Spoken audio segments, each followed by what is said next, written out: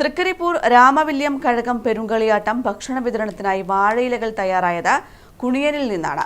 കുണിയനിലെ MV. കുഞ്ഞിക്കോരനാണ് ഇതിനുവേണ്ടി തന്നെ 4000-ഓളം വാഴകൾ നട്ടത്.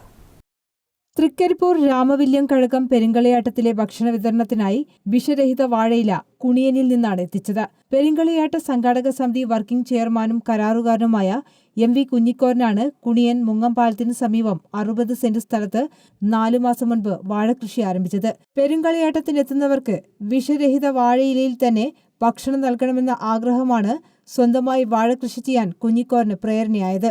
ഭാര്യ കെ. സുശീലയും സഹോദരി ഭർത്താവുമൊക്കെ സഹായത്തിനുണ്ടായിരുന്നു.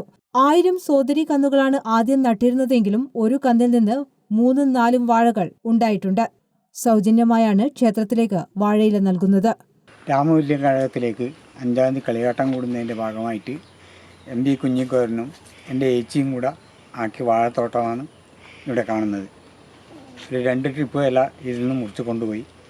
അടുത്തത് കളിയാട്ടം കൂടി ഇനി കുറച്ച് ദിവസം കൂടി കഴിഞ്ഞ പാട് ബാക്കിയിലെല്ലാം മുറിക്കാൻ തീരുമാനമായിട്ടുണ്ട്. News bureau, Payyanur.